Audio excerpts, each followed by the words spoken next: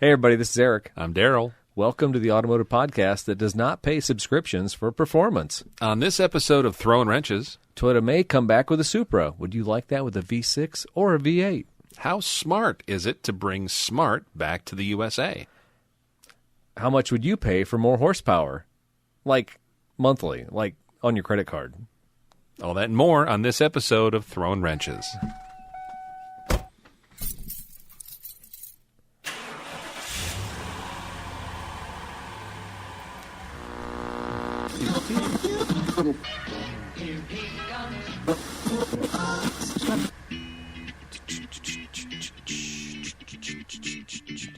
I like that sound. That means Daryl Scott's in the house at the Studio A. Is that my guitar? Yeah. I don't know. Is it? Is it your guitar or is it Sarah's? No.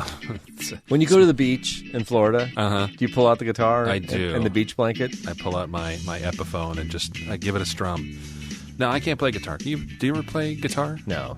Any kind of stringed instruments? Drums? I know drums, and that's in your family. Yeah, I could play drums for without. I was never coordinated enough to actually be able to hit the snare and hit the bass drum, without doing them at the same time. It was just So kind of like an animal from the Muppets situation. Just banging. Sorry. Hey, everybody. Thanks again for joining the show. And thanks for listening. We appreciate it. As always, got a great email this week from Todd, so appreciate that. You can send us email at info@throwinwrenches.com. And, we'll read that on the air. And we read some of it on the pre-show, so we'll read that one here in a few seconds. Mm-hmm. Also, checked out the Spotify comments. Nothing. Nothing on there for a couple months. So, folks, just chime in there. Type in something just to see that it's working, please, okay? And haven't put any polls up, so shame on me. Also, you can check us out on YouTube. I don't know how that's going. I don't use the YouTube thing really so much. No. You're not a YouTube aficionado? If it's not a vidcast or something like a vlog, I don't. I can't imagine doing podcasts on YouTube. I'm sure Jake can imagine it very well because he's like a whore to the Google product, right? I love anything that has to do with YouTube just because there's some really unique, super niche content. Like there's a guy I follow who just fixes up flooded cars and probably resells them to unsuspecting people. But he's got a channel. He's got a lot of followers. That's funny. Yeah, it's fun. We our Supra, our FRS, I just figured out the other day, is like 10 years old at the dealership. Yeah. And we got that from Houston from the flood. Was it a flood car? Yeah, it was. Still running. Yeah. I mean, don't get me wrong. I'm not planning on scamming people or running insurance. But if you did, you know a channel. I would get inspiration from some of these YouTube videos. So let's see that. Todd sent us an email that said, "Hi guys, hope all is well. See from the story below, fun stuff at Toyota is happening. 500 horsepower Supra, mid-engine Celica, and then lots of qualifiers at the end of the article. Eric is a brand ambassador. I thought you might have some insight." That's a title. So I don't know that we fully talked about this on the pre-show. But yeah, I think next week, and we'll release this show. Today is September 4th. I think it's like September 8th or something like that. Toyota's getting together with all their dealers at their giant U.S. meeting. It'll be in Las Vegas, Nevada. Are you going? No, I don't get to go. Wow. No, it's for owners and operators. I'm not an owner-operator. But what they always do is they always wheel out stuff. All new product gets... I think Regan told me one time they have like a red room where you can walk in, you can see the new products, but you can't walk up and touch them or get inside them or take your cell phone. Yes, they take everything away from you. So, and I think when they did that last time, the new Tacoma was there.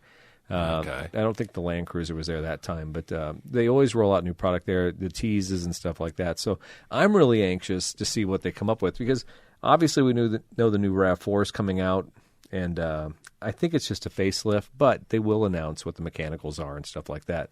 Now, the new bargain truck that we're going to talk about later in this episode, will that be there? Will they have a mock-up of that?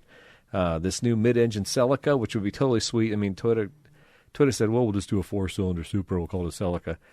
They could have done that. That would have been canon because the Celica and the Supra were, merged cars back in the 70s. So it would have been on a line, but a lot of us would have been upset. I could imagine, though. I mean, I would love to own a Celica in that current Supra body if it had a Japanese engine. Yeah. Because I would just know that at Toyota, I could always work on that car forever, right? But so I'm anxious to see what the mid-engine Celica is. I would imagine anything that come out with, whether it's 500 horsepower Supra with a V8 or a mid-engine Celica, almost all of them are going to be hybrid or something like that. Certainly a super horsepower Supra, a supercar type thing will maybe even be EV. Yeah. Interesting to see. We talked about a lot about that on the last episode. our customers buying those cars. So Toyota, they hate EVs, from what I can tell. So it'll be interesting to see if they decide that the American market demands more gassers, right? Yeah, or hybrid. They seem to still they fully support embrace, that. Yeah, especially the RAV4. The RAV4 hybrids are still super popular, right? Yeah. So. Oh, yeah. Oh, that's and the Camry's only. Well, I believe the new RAV coming out only is going to be hybrid. Gotcha. You won't have an option. So early September, we'll see how what is unveiled in the Red Room. Maybe that'll make it out in a press release or a media kit. So Todd sent Road and Track article. Some great stuff in there. So. And he was in Italy. He took many random pictures of trucks. Who does that? Who goes traveling and takes pictures of random vehicles? Bunch of kind weirdos. Of a nerd. Your wife probably made fun of you the whole time. I don't know how I'd know that experience at all. Yeah. Hypothetically. I mean, if I was going to go to Europe, I might do that, but I'm not that big of a geek, I don't think, right? You know what? There's so much to see over there, including the everyday kind of pedestrian vehicles that line the streets of some of those cities in Italy and France and Germany, where you're like, that's kind of cool. Wish we had something like that. And you come back here and you look at a Dodge Ram and it's 5 stories tall and 50 feet wide. You're like, that would never work overseas. So Todd sent over a picture. It looks like the little scooter truck from Cars, the movie. Remember they had the Oh, yeah. Oh, no, you know what? That was the Italian forklift or something like that. What? Remember the Italian car shop or something like that? Yeah, it was like Tom and Ray's or something. Yeah, I feel like there was like a little... Oh, this is more like... Dude, didn't I... My car of the week one time wasn't a little barista truck? A 3-wheel? Yes. Yeah, it was a little tuk-tuk or something. I think that's what Todd's found. Yeah. I think he's found my car of the week from 2 years ago. Sell espresso in Italy off a fold-down truck bed. I could sell beer, too. It wasn't limited to coffee. Peroni. It was multifaceted, like myself. Moretti. Yeah. Hey, do you know Daryl Scott? Oh, boy. Yeah, it's been a while, and you may not remember him. Listen, I was going to ask him about his caddy, but you know how it is with car guys and their project cars. You got to go in easy. You got to be subtle. It's true. How's the stable? Is that roller rolling? How much mouse debris have you handled lately?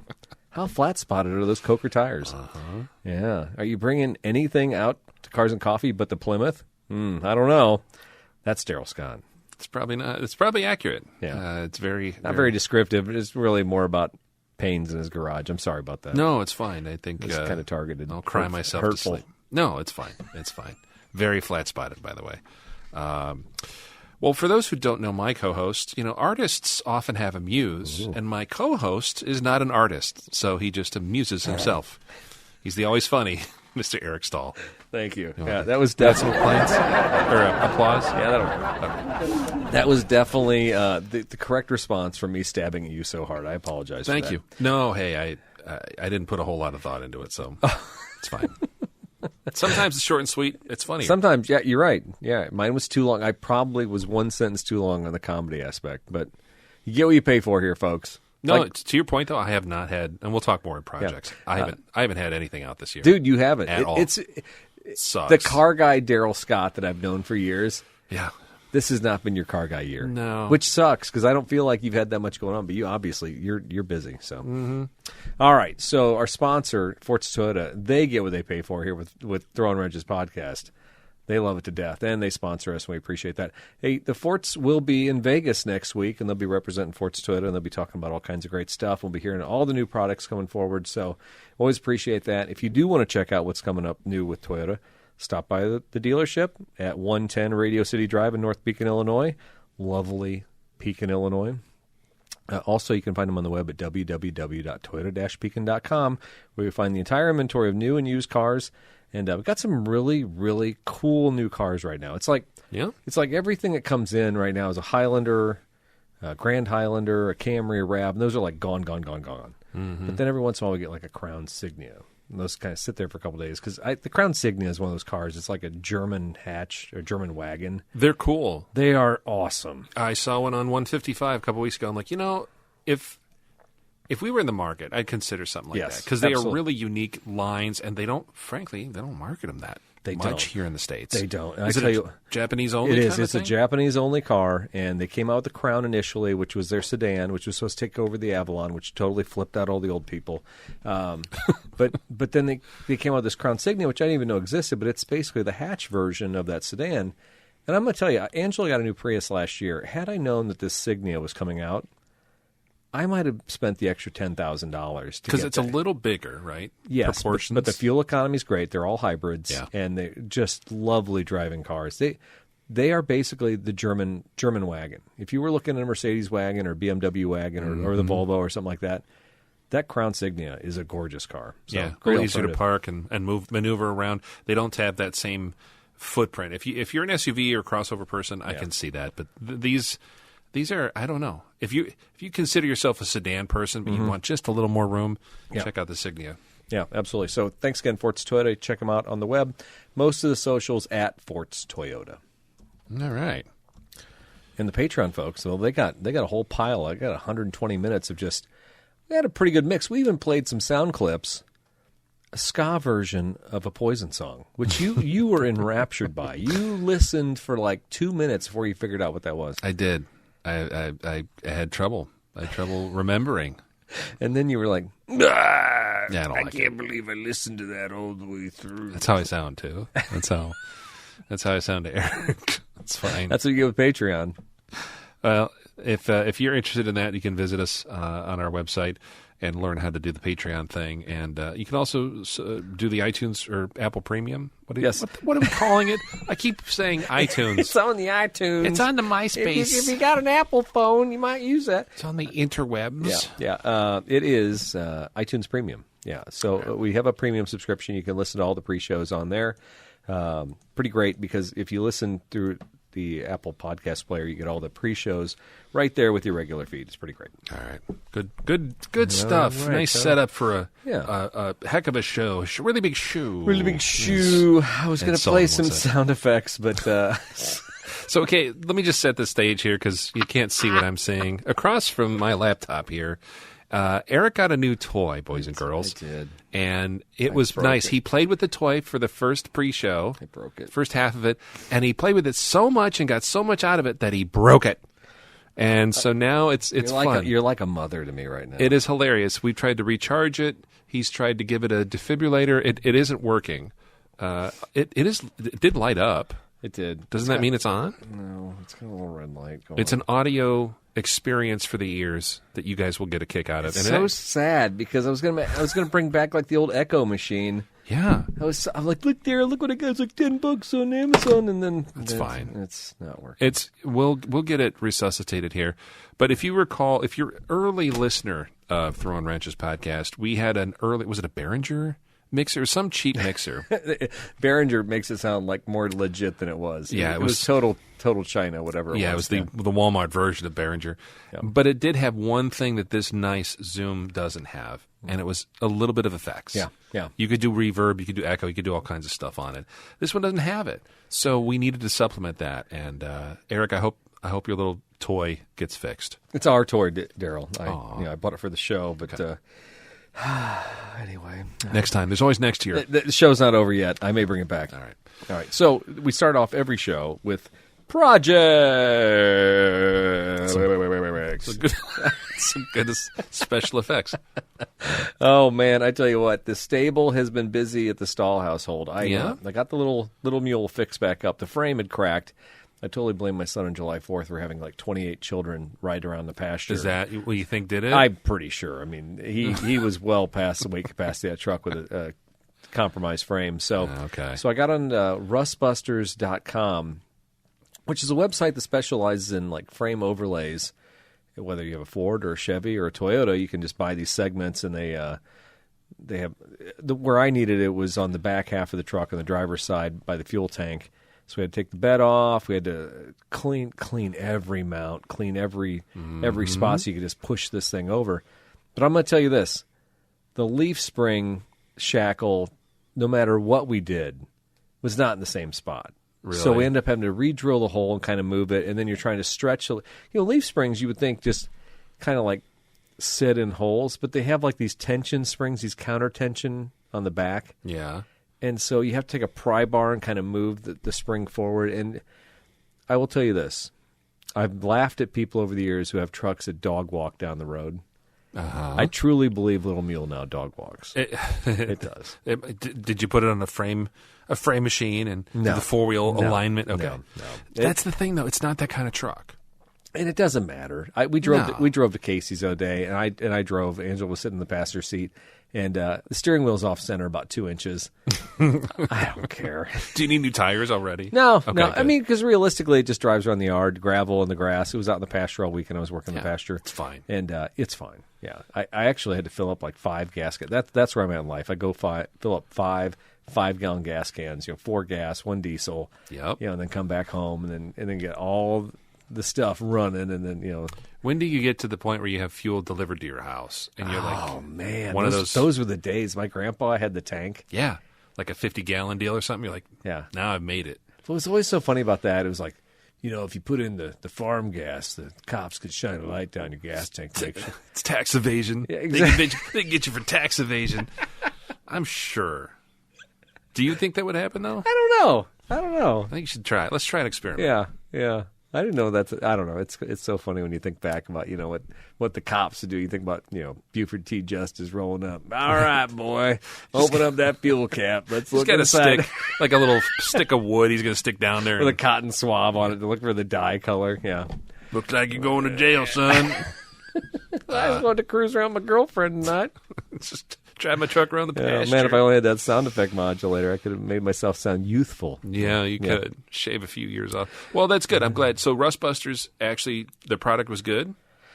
You had to weld it? Yeah, so that's the thing. What you do, you marry it to the body, and then you weld. And so what they do is they leave a lot of cut lines into the piece, so you slide over the frame, and then that way those cut lines you can weld there, and then you weld around the backside and around the seams. So I think that's the strongest part of the truck now. There'll be other parts that I'll be so worried about, but it's funny. I think I spent $300 or $400. It's decent money. I get it for those panels. Plus, you had a room at your shop, and a tech at your shop did the welding, right? Yes. Okay. So I mean, there's all these costs to go with it, but at the same time, it's the cost of owning. If it was a tractor, if it was a farm implement, you just do it. You just fix it because you use it around the farm, right? Sure. And I look at that truck as no different than just another piece of farm equipment. As a matter of fact, if I get rid of my quad, my 4-wheeler that we'd never use, just use the truck, I'd be fine with that because they're about the same size, honestly. You can pretty much do everything with that. Throw a plow on it, do whatever. And I can drive it on the road to Mackinac, with a license plate on it, with antique plates that expire in 2029 or whatever they are. So yeah, I'm down with that truck. I'm glad it's got a good home, right? Because you bought it 3 years ago? Is it? Yeah. I think 2, 3. It's been a while. You've gotten a couple seasons. It's been a while. There it is. There it is. Yeah. You had to do it. Thank you. I just remember riding in the back of it with one Mr. Gabe Casey, and it probably wasn't a rabbit, but it was a raccoon in a live trap. I don't know why you had that back there with you. We were relocating it. No, I don't know anything about what you're talking about. Humanely. That's illegal. Was it? Anyway, also... It was a stuffed animal. Oh, that's right. It was a Thai beanie baby. That's right. I think it was the crab. The McNabs. Yeah. Anyway. Donovan. Okay, so we took a little road trip to Rockford 2 weeks ago. Went up to a Frank Lloyd Wright house and had Disco Chicken. It's basically the equivalent of pop-up chicken here in Peoria. It was kind of fun. And that's the name of the restaurant? Disco Chicken. And you order with a QR code at the table. And is it disco like short for discount? Or is it disco? Like disco the whole place themed. Is disco themed. Oh, my gosh. It was fun. It was a 2-story place in downtown Rockford. And, I think Rockford is a maligned town. It's a river town, which is unusual. I forget about that actually having a little river going through the middle of town. Rock River. Yeah. The downtown is very pretty. Mm-hmm. It impresses me every time I go to a river town that's actually doing stuff on the river. Mm-hmm. I'm like, why can't Peoria and Pekin get their crap together and figure it out? Why can't East Peoria have a decent riverfront? No town ever figured this out around here. No, it's 100%. Caterpillar ruined it because everybody built around the Caterpillar factories. Well, and even the cities that were, I lived in Evansville, Indiana, which was that's another beautiful river town. Huge. But when I first moved there, it was just like the only thing that was on the riverfront were office buildings and kind of like industrial type stuff. Hospital down there, yeah. Hospitals, the Bristol Myers Squibb factory. But they eventually redid it, and that's the thing is Rockford for a long time when I grew up. I wasn't that far from Rockford. Rockford was like a place where it was like, it's not. It's kind of industrial, kind of run down, not real nice. Well, because who was the company that was up there that wasn't Whirlpool. That's Galesburg. Galesburg, yeah. I thought there was a big industrial company that left there years ago, kind of like the Galesburg story. Yeah, there were, and I'm drawing a blank right now. But I know that like a lot of like screw and fastener. I think did they call it Screw City? Okay, I think they call it Screw. Anyway, really? Yeah. At one time, big manufacturing hub. Okay. And that could have been the title of the show. The podcast that's down with Screw City. Right. That's not a Guns N' Roses tune. No, but you enjoyed your time there, though? I mean, I did. I thought it's revitalized? A little bit. They're working hard to kind of make things happen down there. Good. So it was fun. And lastly, so when we went to More Expo earlier this year, Angela found a topper, a inflatable topper that she wanted to get for the truck. So we ordered it mail order after we'd left. And it's been sitting in a box for like 4 months in my garage. So is that when I pulled up, there was a box in the driveway that... Yeah, but the topper was... You see the topper on the truck? I didn't notice. Oh, well, you have to I just saw the box. Yeah, so the box is empty now because I pulled it out this week and I inflated it. And it literally... The company is called Flated. Like inflated, but it's just flated. And they originally cut their teeth making stand-up paddle boards and like rafts, river rafts and stuff like that. Cool. And so those products are, there are many different panels that are taped together and then they're pumped up and they're lightweight, but they're super rigid. And they started making toppers. So they were at More Expo and they showed Angela one person could lift them up. Mm-hmm. They had screens, they had poly windows, and it's something you can take off by yourself. Her and I could take off after she's done camping for the weekend. Yeah, you're not and fighting it. Fold back up and put in a bag instead of taking up a ton of floor space in the garage. So this weekend, aired it up, put on top of the topper. She's going camping this weekend in it. Awesome. This will be her inaugural visit. It's it's pricey for what it is, I think, but the convenience factor is what you're paying for. So the storage. You just said you could fold it and put it away. You're not tripping over it, or it's not taking up a ton of space. And it's a high top topper too. It's it's not one that's like lines with the truck back window. This one actually goes up like another 8 or 10 inches. So if you were to buy a regular topper and drive around with those old man topper that was like super high like that, you'd be like, this is inconvenient. It's reducing my fuel economy. It looks ugly. That's the reasons we hated our topper. We can't use a truck all the time because it's not a truck anymore. Couldn't load hay in it. Right. This will literally de-inflate, fold up in the bag, and put it back in the garage until next time she wants to camp. It's pretty cool. Neat. Yeah, so we'll see. I'll give a full review of the flated topper on the next episode, okay? What a great name, too, by the way. Yeah. Flated. That's all I got. Eric Stahl is record time out of projects. You've kept busy though, and you also did a little kayaking. You sent me a cool picture, which I probably should have put on the page. You were kayaking on the Mackinac River, which is like out your back door. Oh, it was the engine. And so for the folks at home, this is Daryl Scott test materials. This is so great. This is like a month ago. Eric sends me this. He sends our group chat a picture of him and some friends kayaking, right? The kids. Kids, right? Aiden and Xing Chen, yeah. And I'm like, that's great. He's active outdoor lifestyle. That's great. And then you're like, a couple pictures later, it looks like a swamp thing, but it's like some algae-infested piece of cast iron that's just above the water line on the Mackinac River, to a point where it's kind of like imposing and scary looking. Yeah, it looks like a weird rock sticking out of the water, in the middle of the river. Obelisk or something. You're like, what is this? No. So he sends it, and he's like, do you ask me that I did, or like any thoughts? Yeah, Daryl. I said somebody needed a short block or something. There's one out here in the Mackinac. And then Daryl goes, oh, yeah, blah, blah. And I said, could you identify it? And then you... Yeah, I geeked out. I think within 30 minutes, maybe that'll be the header. We'll share this image as the show episode. Swamp thing. Yeah. I thought about it. I'm like, it looks like a stove bolt Chevy, like an old Chevy. But it was the water pump. What like keyed you off on the casting? Yeah, the casting of the front of the block where the water pump mates, and the water jacket out the front. And I was like, that looks like old Chevy, but it looked taller than what I was used to. I can tell you where it's at. Let's go get it. Yeah, I kind of want to go. The river's low. I mean, we can get it right now. Probably. Seriously? Yeah. Well, and you think back to in this area, what was common? Old Chevys, old farm trucks, old, kind of mid-50s, early 60s, whatever. It was, I think, if you do a little forensic pathology on that, I think it was a Chevy 235, probably mid-50s, early 60s. Yeah. And I think Jacob, our friend, was like, where's the rest of the truck at, or something like, It's somewhere washed down the river. You do wonder that, though. And every once in a while, do you see these, like those news stories where, like, people drained a pond and they found, like, an old 60s car, and it was, like, a cold case murder. Yeah, people exactly. in it. You're like, oh.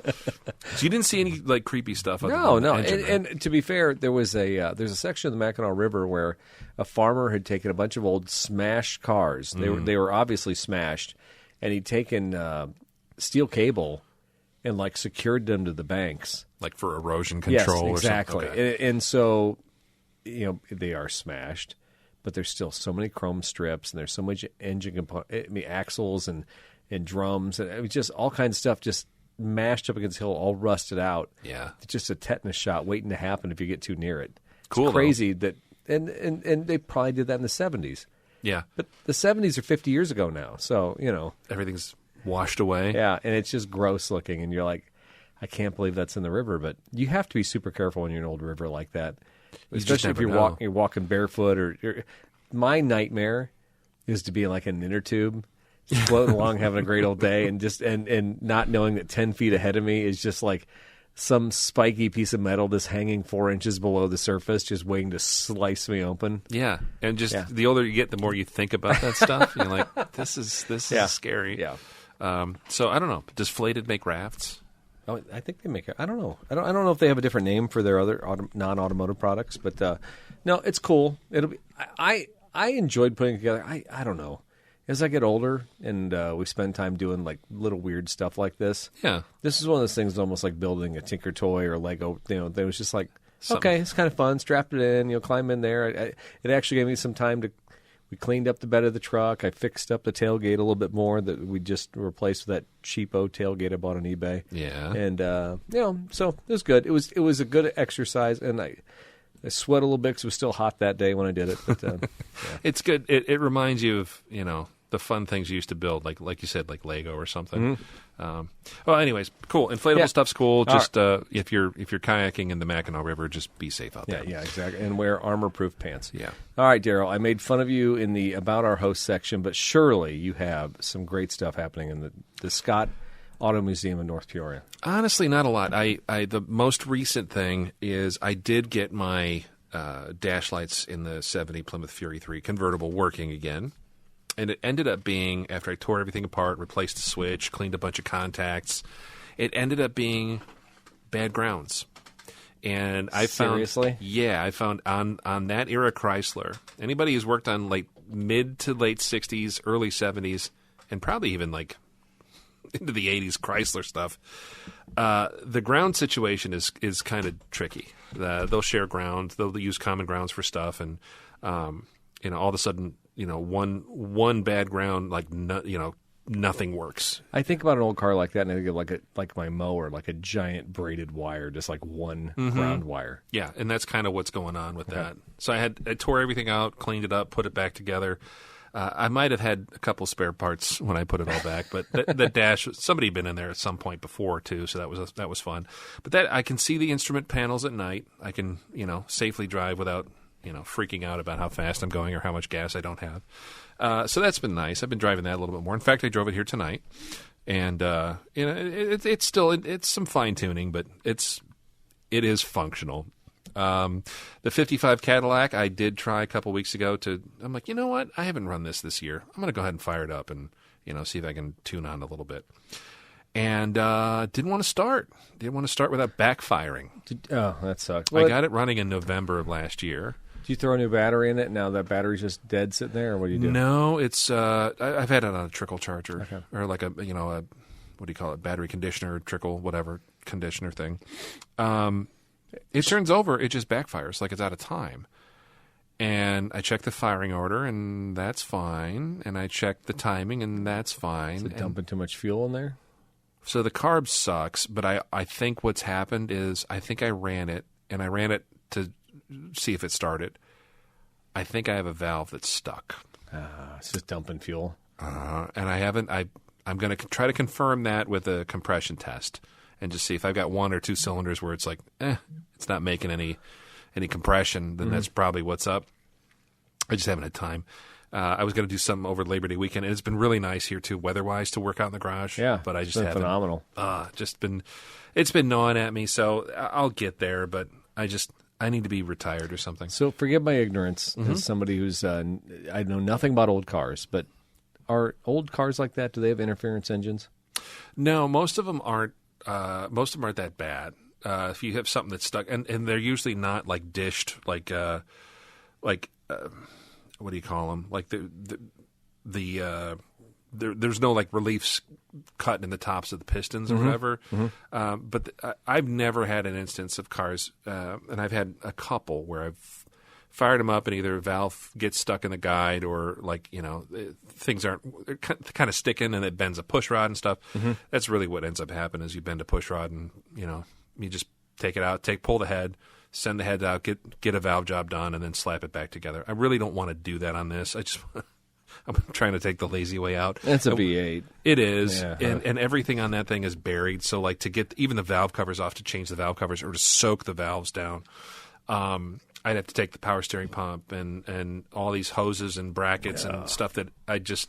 You just know every time you take that stuff off, it's so fragile. 100%. 100%. The other side, this giant air compressor that's like the size of a walk-in refrigerator cooler at a bar. I got to take that on all this bracketry and stuff, and it's just a nightmare. Yeah. And I just didn't want to do it, but I probably should have. Looking back on it, I should have done that because I don't know. We'll see what happens. Maybe it's something simple. Maybe, I don't know. Probably not, though. Anyway, so that's okay. So on a pushrod engine, doing a valve job, is that easier? You pull the heads off and send it out. But the heads, the way that's set up and everything, are you looking at everything from the top side? And it's easier than you're dealing with like a dual overhead cam type engine? No, I think it's not. I don't think it's easier. I think it's the same amount of work. With this one, you're having to pull the intake, you're having to pull the exhaust manifolds, you're having to do a lot of stuff with the motor in that car, and there's not a ton of, even though it's a huge car. That's the other fun thing is people look at old cars, we got all this room to work and all this stuff. Like, not really. It depends. Well, so because that, unlike the Plymouth's just a giant flat piece of steel with a big gaping opening for the engine. Yeah. That Cadillac has the giant flares, the flared wheels, so they steal all the space from the engine compartment over the wheels, right? Yeah. In fact, when I go to time the thing, or when I was working on rewiring the distributor, I had to put new like ground wires and stuff in the back. That motor sits so far back against the firewall that, and me being a bigger guy, I actually had to like put like a mattress pad on the fender and lay across the motor to get back there. Yeah. Because there's no room. You have to move, like you're saying, like 3 feet of lost space just to get in there. And that sucks. And what I probably should have done, just pull the motor and trans, done all the stuff with it out of the car, cleaned it, painted, do whatever. Dude, what engine stand is strong enough at Harbor Freight? You can't even get anything, right? No, I've got some old ones that I use because, the new ones are junk. You put something decent on there, and it just leans and almost and breaks. You're scared every time you put a wrench to it. It's like, oh, it's going to snap. It's going now. I can feel it. It's fun when you do an old inline six. Even some of your, Yeah, the Land Cruiser engines, it just... I don't know if I trust. First thing I do is go out and buy a bunch of grade 8 bolts because I don't trust it. But yeah, no, I totally get it. Anyway, so that's what I've been working on. I did run up a couple weeks ago. My little brother, my youngest brother, Gordy's got an 85 Chevy Cavalier Type 10 convertible, which everyone at home was like, what? Why? It's a cool little 35,000-mile car. Original. It's a 2.8 V6 with a Muncie 4-speed. It's a cool little car. A Muncie 4-speed was a thing on a Cavalier. Yeah, it was. This thing's like a little muscle car. It is a really unique little car, but he's had some fuel delivery issues with it, and I think it's because the injectors are old and clogged. So that car's been in the family. It has. And so, were your parents driving, or was it just locked in the garage? My dad had it for a long time, and then my brother's got it now, and so he's kind of the caretaker of it. But we crawled under it, and I'm like, I think I remember trying to change the fuel filter in this a long time ago, and like the nut was going to round off on the line, on the hard line. And so I'm like, so we did a fuel pressure check. It was a little low. I thought maybe the fuel filter was clogged, so we started with that, rounded off the nut, wound up cutting the line and putting a repair kit on it. That bumped it up a little, but it was still running like kind of a dog. And he recently resealed a lot of the gaskets in the thing because it had oil leaks. Fixed the oil leaks, but then it just hasn't run right since. and we looked at it and pulled the injectors, pulled the fuel rail. It's going to send everything out and get it ultrasonic cleaned and flow tested. And if the stuff isn't in spec, we're going to buy new injectors, rebuild the fuel pressure regulator, which is part of the rail. Working on mid-'80s stuff, especially mid-'80s GM stuff, it's weird because there's like a 2 or 3 year window where stuff kind of was figured out, but not really. And then from like 87 is the magic year where everything just kind of like, this is how it's supposed to be. And then they ran that for like 10 years. So like this in-between stuff, 85, early fuel, multi-port fuel injection, is kind of a beast. It's hard to find parts for, and it's definitely hard to troubleshoot. So we had a lot of fun. We learned a lot. He's got stuff sent out to a place in Oregon called Injector Masters. So is he a car geek like you? You guys like simpatico on this stuff when you tear it apart? Yeah. We help each other out because he's got, kind of like I do, kind of have a short fuse. Yeah. You know, so if something doesn't go right, you're like, well, this thing sucks. I want to burn everything down. I hate it. Does anybody say Daryl Scott has a short fuse? I can't believe that. Talk to my wife. Talk to my parents. Really? Yes. Wow. Yeah. Dude, I've watched you be so patient with people and their BS. Oh, well, there's definitely a facade there. If you see the real me, Eric. Yeah. That sounds like a third podcast. We'll see. We'll see what happens. But I hope – I feel bad because he's kind of been asking, hey, man, give me a hand with this thing. And all summer long I just haven't had time. But we finally had time in August, and we had a good couple of days out there in the garage. So we'll see. Hopefully he gets it running maybe for 1 or 2 drives this year. Now, one thing you did, you sent a text to me when you were working on that car about the seventh injector. Yes. Okay. So was that an option? That car didn't have it.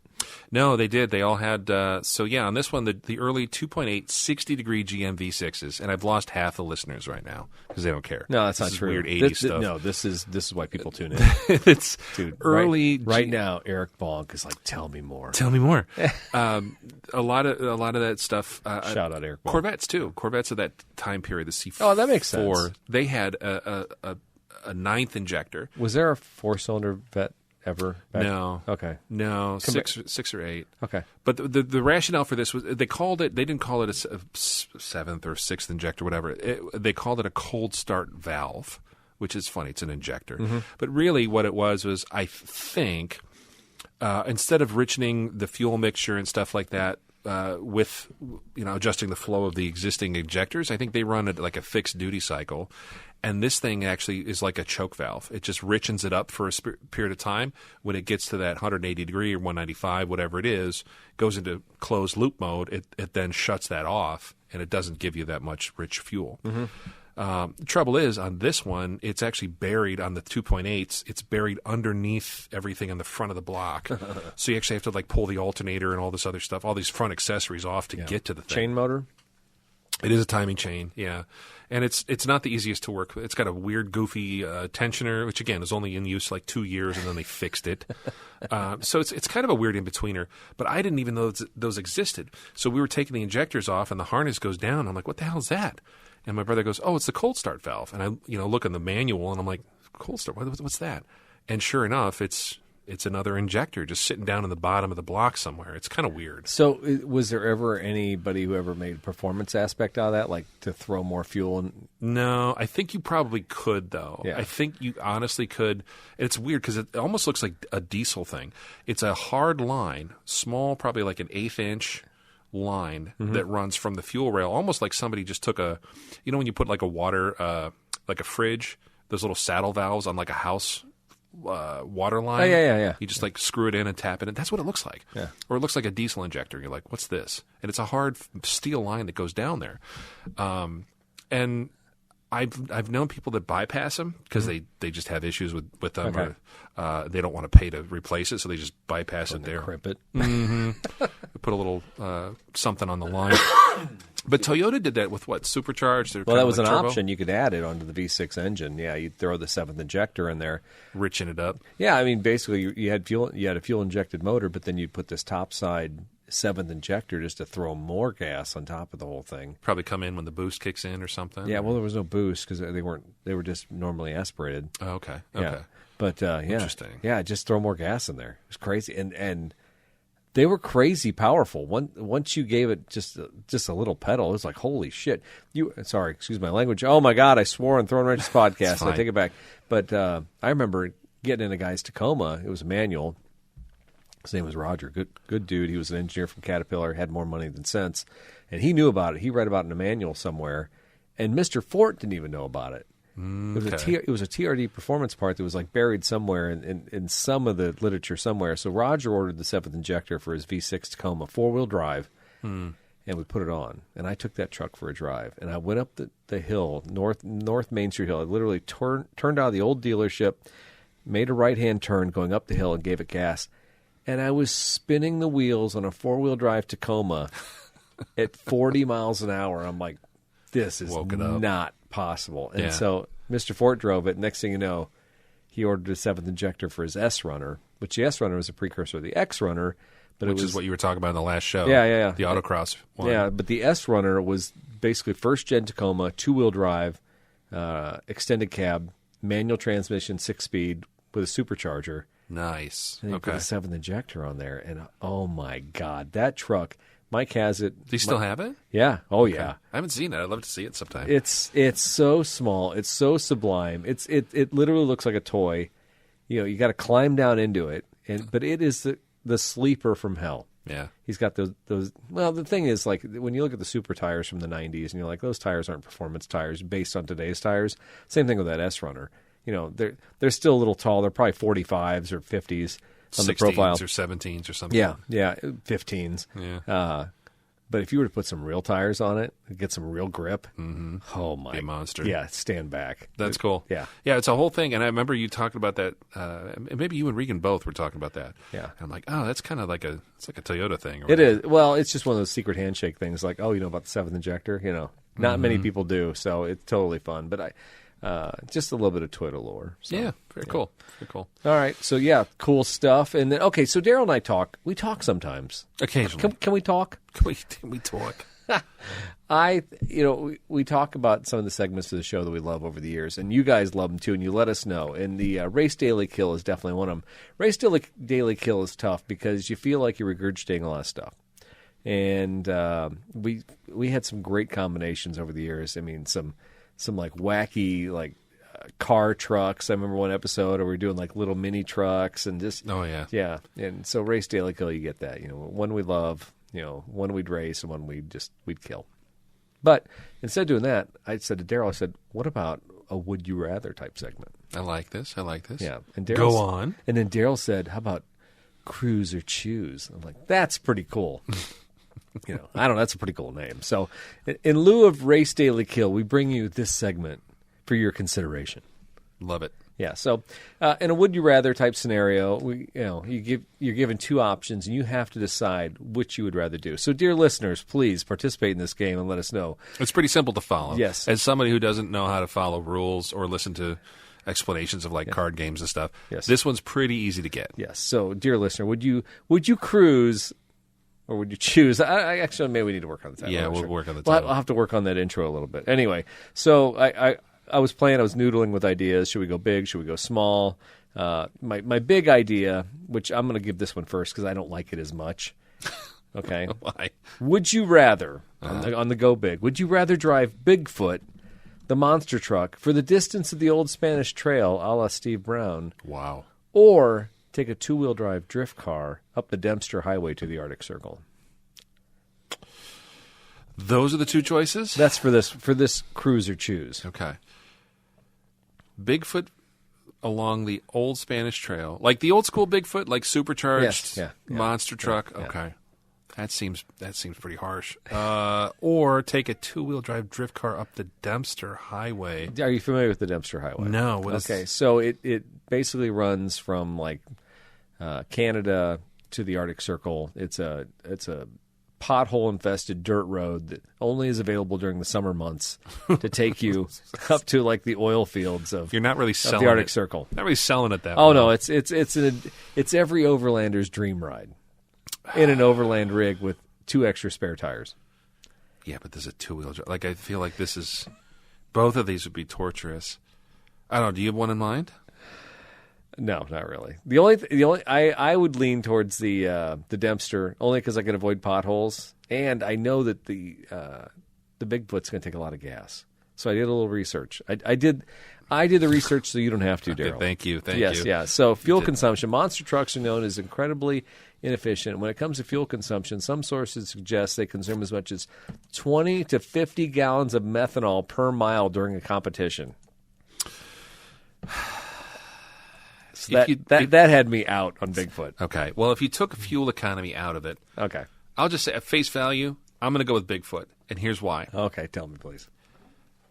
I've driven a two-wheel drive car in less than ideal, let's just say, Arctic circumstances, and having to be. There were two times in my life where when I was driving my Mustang Cobra for my daily driver for 16 years, where I actually had to pull into a parking lot and just call my wife to pick me up because I wasn't going to make it up the hill to go home. Yeah. And the other one was at my sister-in-law's. I'm like, can I just park my car here? Why? Are you okay? I just can't drive home. There's too much ice. I can't drive home, and I'm gonna die. So those two times traumatized me enough that Dempster Highway in a two-wheel drive car, as much fun as it might be, just scares the heck out of me. So I'm gonna go with Bigfoot on the Old Spanish Trail. That would be my choice. Final answer. What's yours? Oh, man, you totally own this segment. I'll give you that. No. For the inaugural run on this thing. So, isn't there nothing more? You've been a 4x4 guy for a long time. Yeah. Have you ever been helpless in a two-wheel drive car? No. In mud or...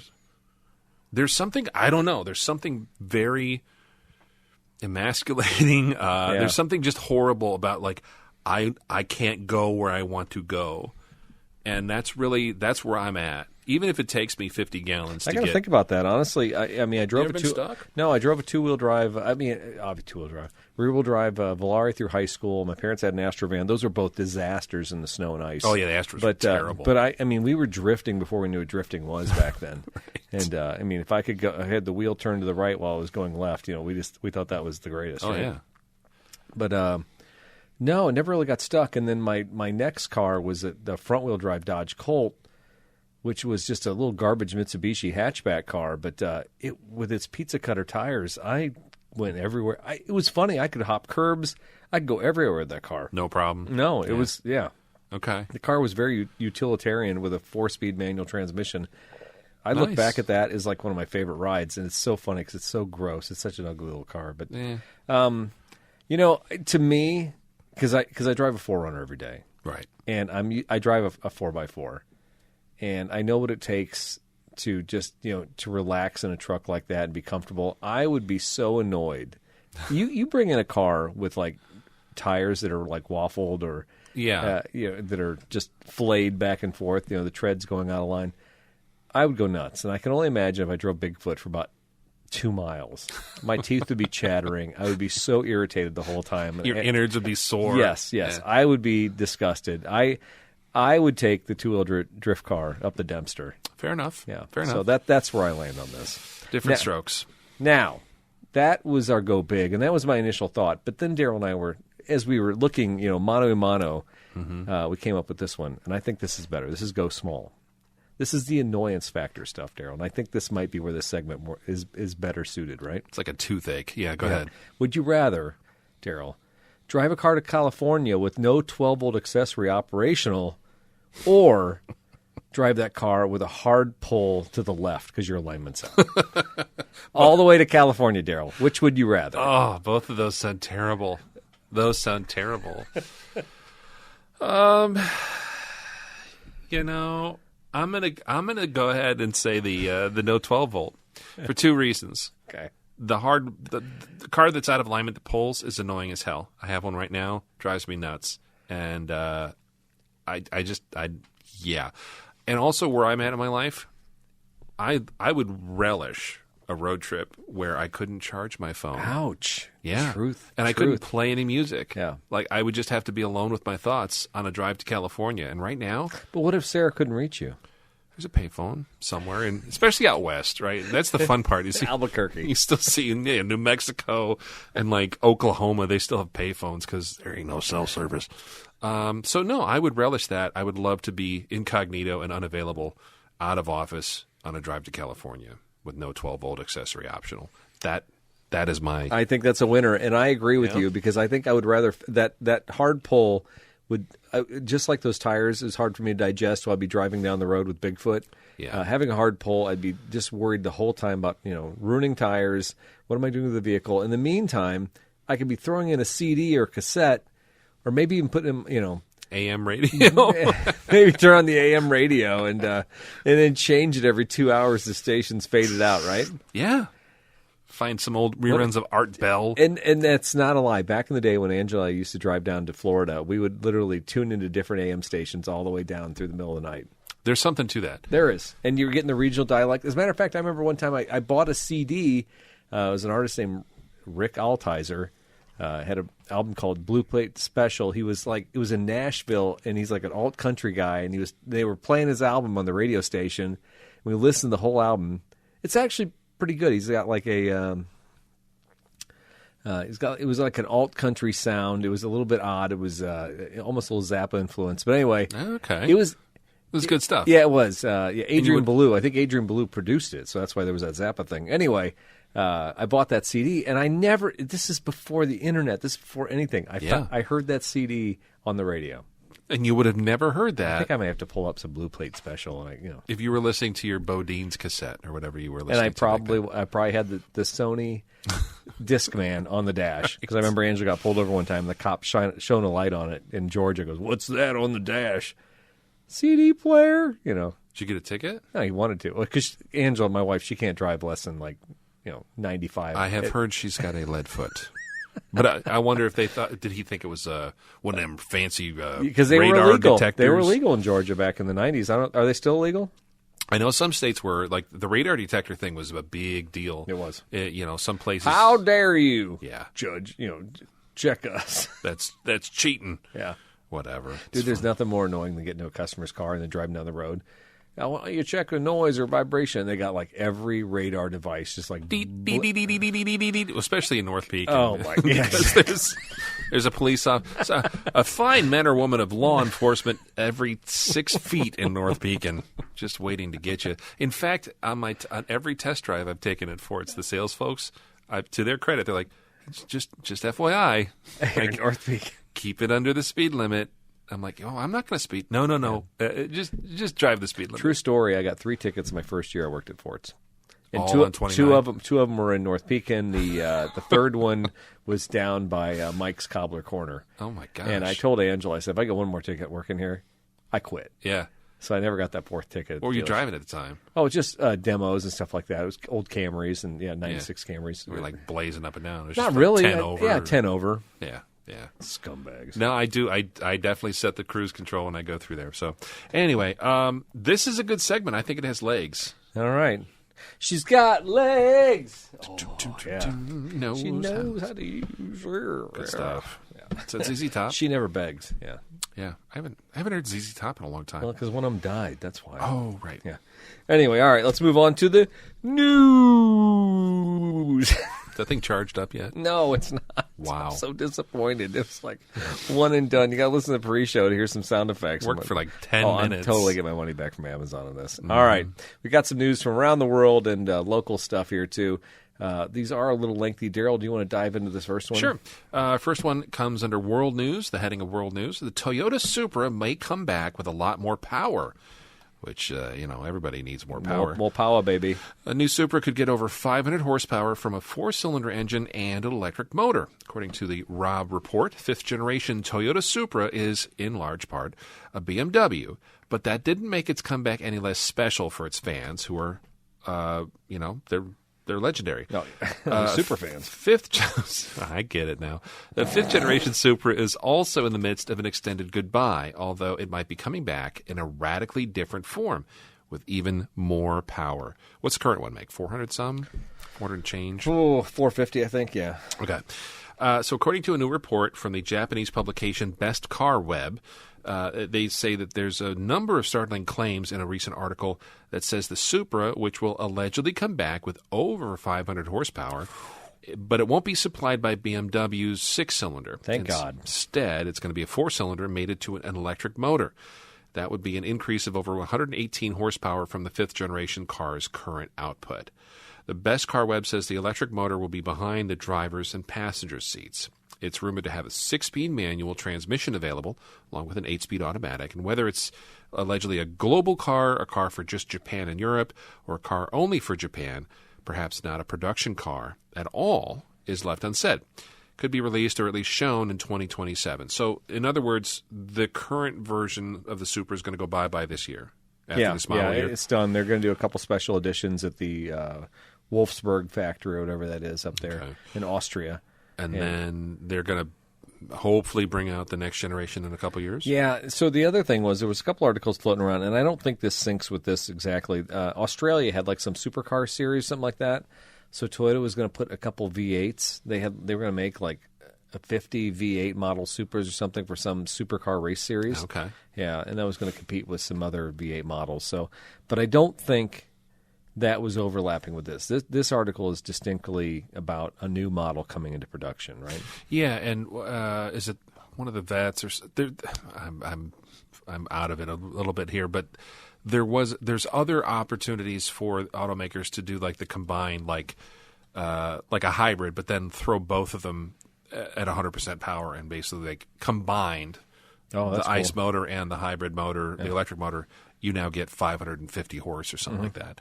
I've seen that in like the Lincoln Aviators are like that, where you can do the combination for a while when you're really on it, and it'll just throw everything at it, and it's pretty impressive. Oh yeah, numbers. absolutely, yeah. So I wonder if that's kind of what they're thinking is it'll be a hybrid, but then when you really put it in sport mode, it gives it the beans. Yeah, the beans. Yeah, that's cool. We shall see. Maybe they'll have a Supra at the dealer meeting coming up. Who knows?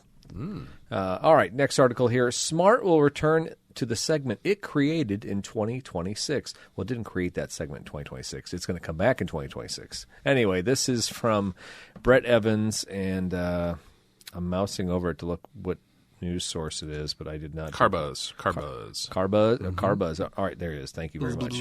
Yep. All right. Now I can't get it off there. All right. Despite being synonymous for parking-friendly city cars with just 2 seats and a box shape, the current Smart lineup looks a lot less distinctive these days. A sea of compact crossovers with rounded styling and Mercedes-esque headlights. That may change in 2026 when the company introduces the number 2. The number 2 is not really a fascinating name here in the United States. So I'm going to get my number 2 on, which is, as its name suggests, is a modern remake of the original City Coupe, later named the 4.2. The pocket-sized number 2 will also be an EV, taking advantage of the new Smart platform designed for ultra-compact vehicles. It's going to channel the spirit of the original. It announced that the number 2, pronounced #2. I'm sorry, man. Why wouldn't you put that at the beginning of the article? They would enter its final development phase following the successful completion of the Project 2 feasibility study on whether the city vehicle would make any sense for the brand. It's slated to enter production in late 2026, and the #2 will be a strict 2-seater like its 4.2 predecessor, and unlike the 2+2 Scion IQ. Those are still out there, and those still actually bring decent money. It's kind of crazy to me. Yeah. There's one for sale in North Pekin right now. I see it all the time. There's a little white one that runs around my neighborhood, and I'm like, oh, that's cute. Yeah, I see them in Europe all the time, too. I'm like, I kind of want one now. We all made fun of them like 10 years ago. It also follows in the footsteps of the 2019 EQ 4.2 model by being electric only. Unlike some of its siblings, Smart will not offer the #2 with a hybrid powertrain. You know, I don't know that this is the wisest time in my mind to bring back this model to the United States, but what do I know? Do you think they were ahead of their time, though, a little bit? Yes, absolutely. You know, when I look at my brother-in-law had one of those years ago, the original Smart car, which I guess was designed in partnership with Swatch. Yeah. Do you remember that? That's funny. The watch. Yeah. All you 80s babies. Dude, every time I go to the international terminals, like if I'm in Zurich or something like that, and they have a Swatch. Yeah, you're like, that's still a thing? Yeah. I'm like, I need a Swatch for $70. Kind of want one. I get the jellyfish here. Swatch watch. Yeah. No, those things, when they came out, and I think they had like, of course, over in Europe, they had like a little turbo diesel, you had a little 1 liter, I think it was an inline 3, you had a little CVT in there. Neat stuff. And a perfect city car in those environments. When you see them here in the States, and there's a couple in Peoria. When I worked at Bradley. There was a couple in Pekin, which was crazy to me. Yeah. There was a lady at Bradley that drove one to work every day, and it was the little cabrio, like with the soft canvas top. That's right. I'm like, okay. Like, obviously, I'm a big dude, and it's probably not my thing, but, like, Big she looked dudes good like in it. small cars. They can sometimes. She looked good in it, and she loved it. She's like, I'm never going to get rid of this thing. I love it. And, it's T-boned. Well, yeah. I mean, that's the biggest problem. And it's just like, why don't we allow like the IQ and cars like that in the United States? It's because of semi-trucks and stuff like that on the highway. I mean, our interstate system does not lend itself to these small cars. No. And even though they've designed them that safety cage or whatever that they're made of, I would still feel intimidated or kind of scared on any kind of expressway or something like that where you're next to a cement truck and a school bus and all this stuff that's floating around out there. But in some instances, I do think that there's still a market for them. There's still some folks for like a second car or like a commuter car. I think they would make sense. I don't know what they would sticker for. I know what they did. Well, you find me a car that's less than $30,000 anymore. I mean, they got to be at least 25, 27, right? I would hope so. That's where I think that would make sense. Yeah. As much as everybody's talking about, little EV pickups and Slates. Getting my cars mixed up. The Slate and what's the other word? The stuff that's out there now worth like 25 to 30 grand is the sweet spot. Mavericks, yeah, thank you, the Ford Mavericks. Right now you can buy like a 2018 Smart 4.2 for like 13 grand. Some of it's low with high miles. You can buy them on Carvana for like 10. So like if you kind of wanted to try it out. And they did, but again, the IQ has legs because that car was probably worth $2,000 5 years ago, right? And now they're going for 10. They've jumped up. Yeah, it's stupid. Yeah, and they get what 40. No, they don't even really get that good of fuel economy. No, they're not that bad. No, they weren't that good. Or that good. I mean, I don't know. I look at this the Smart 4.2. Anything. I think 2016 they got a facelift. They look a little less weird. They're kind of cute. I don't know. Maybe you should buy one of those and autocross one of those. That would be fun, actually. I'm thinking about doing a livery on the Tacoma. So I got some work to do yet on that one. Give it a go. Yeah. So I'm going to Marketplace because I want to look up a Scion IQ. I just want to see Scion IQ. Creve Coeur, Illinois, $8,500. St. Joseph, Missouri, $6,200. Round Lake, Illinois, $8,500. It is crazy to me that those cars go for that much money. Now, there is one here in Toledo, Ohio, with 244,000 miles. I'm going to tell you, that's a hard-earned 244,000 miles for $2,500. The underpinnings on that, was it the same Scion motor, or was it something totally different? It was a 1-liter type motor. It was something that we didn't have for any other models in the United States. Okay. Yeah, and so I actually had one come in that jumped time. A nice old German guy from Lincoln, and he wanted that car because it was a European car. And I was like, sorry, dude, it's going to be like $4,000 to overhaul this thing. I felt terrible. But did he have it redone? Nope. He's donated to the Salvation Army. We watched the auction because I was like, I'd buy that car. If it went cheap enough. Yeah, but I never saw it go. So that's too bad. Yeah. Oh, well. It was one more car that I didn't buy. Thank God. I made this far in life without buying another project car, right? Whatever happened to your Scion, by the way? We don't speak of that. It's still floating around? It's still here. I thought I had it unloaded a while back. Maybe we do something with that. I don't know. Yeah, well, I got some gearheads at work. Literally, it's worth money. Hell, the turbo's worth money on it. I'm willing to sell it for less than the turbo's value. So at this point, just get rid of it. Yeah, so, definitely. Anyway. Okay, never mind. All right, you got this next one? Yeah. Let's talk about channeling the spirit of the original. No, wait, we got that. You're in the wrong one. Wrong one. Let's scroll down. Volkswagen. Here we go. From the BBC. We always like the BBC because they're the BBC. Volkswagen introduces a monthly subscription to increase car power.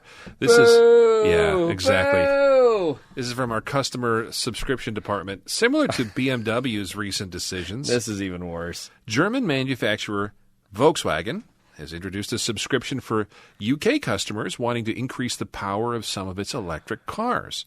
Those who buy an eligible car in its ID3 range can choose to pay a little extra if they want to unlock the full power of the engine inside the vehicle.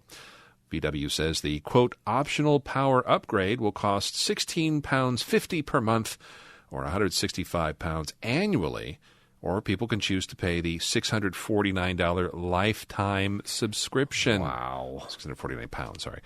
So those are your choices, monthly, annually, or a lifetime subscription to unlock your choice of a performance feature in your own car that you already bought. Exactly. Auto Express, who first reported the story, said a lifetime subscription would be for the car rather than the individual, meaning the upgrade would remain on the car if it was sold. This is the world we live in now, Eric. Yeah, exactly. This car has the extreme performance package. Yeah, it's worth more now in the resale market. A VW spokesperson told the BBC they believed giving people the option to purchase more power for their car is nothing new. Historically, many petrol and diesel vehicles have been offered with engines of the same size, but with the possibility of choosing one with more potency, they said. They added the power upgrades would allow customers to opt for the sportier driving experience at the time, rather than committing from the outset for the higher initial purchase price. So no such offers have proved controversial, or such offers, rather, have proved controversial for some customers in the past who are displeased. They may have to pay to access the features, which in some cases are already present inside the car they own. The article goes on to say, hey, BMW did it. Yeah, so it's okay, right? So it's fine. We're German. We're going to do the same thing. So interesting story here. The bottom line is we're still in that era of, hey, you bought a car, but you don't really own all the cool stuff in it. And I guess, are they thinking of it this way? Like if somebody buys a new car, throws a bunch of mods on it, and then trades it in, like, hey, you just get those mods. Mm-hmm. Like the next owner gets, you got a catback exhaust and you got a cold air intake. Cool. Like it goes with the car. But this is another instance of like the car's capable of X. Yeah. Right out of the gate, and we're going to charge you more for it. Yeah, it's interesting to me because I wonder if that's like computer controlled or like does the mothership know what the car can do? Can somebody hack the system? Because at that point, then it's like an NFT. It's like you're buying a crypto, addition to your car. It's like, hey, by the way, it comes with monkey face or whatever, or something like that. And you don't really get it until you don't really pay. have anything. And then what if some kid hacks it anyway? And next thing you know, your NFT is worth zero because they were able to hack the car in the first place. So it's to me, if we're talking, I guess I have a problem with it in all because we already have a car that already has the same capability. We've just unlocked. Yeah. And it's not a matter of like degrading the battery or something like that. They're just literally saying this is for performance. I think Tesla has some features like that where they would give you better battery performance, right?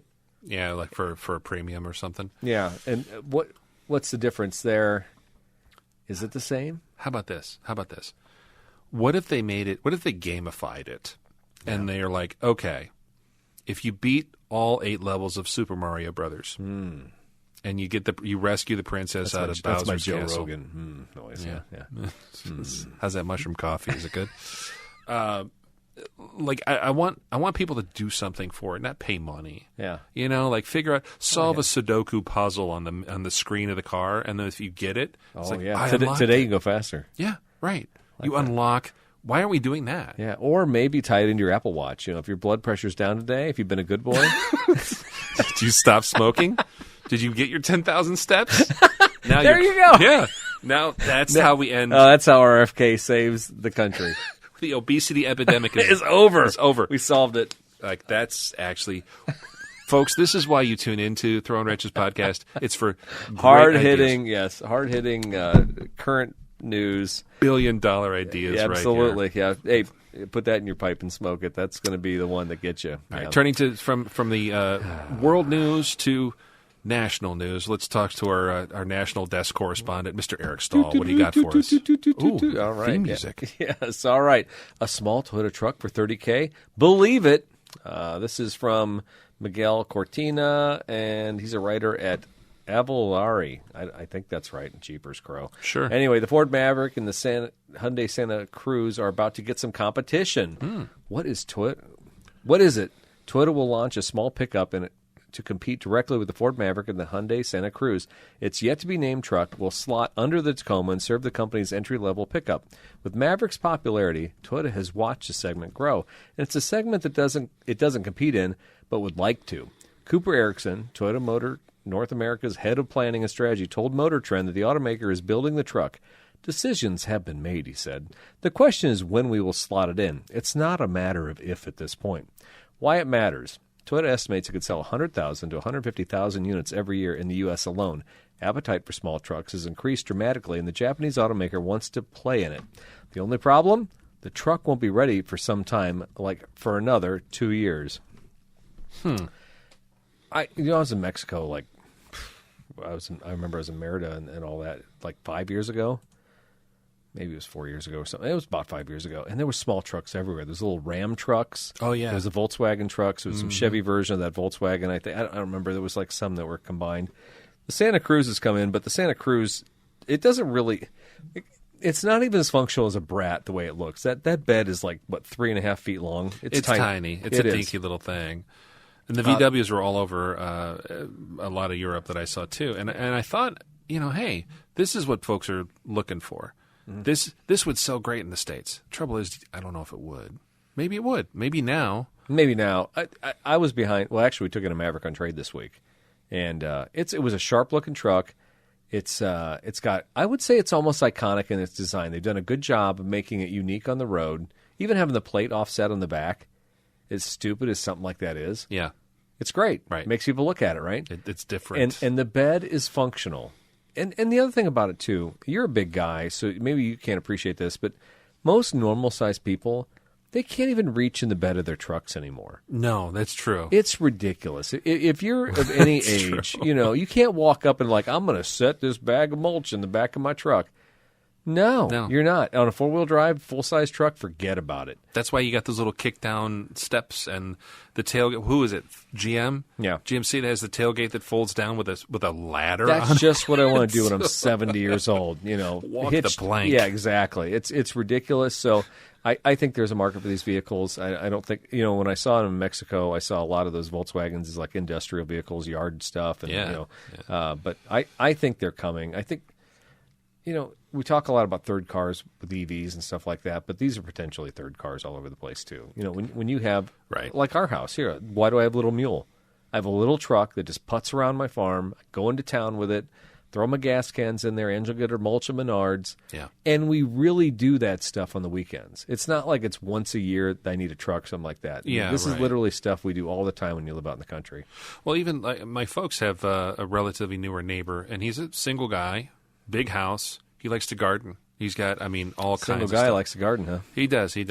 But his daily's like a little, I forget what it is, a little Subaru something or other. And he, within a couple of months, was like, I need a truck. So he went and he bought an old beater F-150 so he can haul stuff and do stuff with the garden. He's got a dog, and he's active. He's cool. Yeah. But I'm looking at that, and I'm like, he probably spent $15,000-$20,000 on a beater F-150 with a 5.4 that's probably going to shoot a spark plug out of the head at any point in the next 5 years. But he's the type of person that would probably, if you had a $25,000 something or other, that was like small, fuel efficient, would he bought that? My neighbor just bought a Maverick. He loves it. And he's like, I never would have thought. Really? Yeah. He tows with it. It's insane. But his daily was a Jeep prior to that. He kept the Jeep, and he's like, I need a truck, but I'm not gonna invest in some big, $70,000 truck.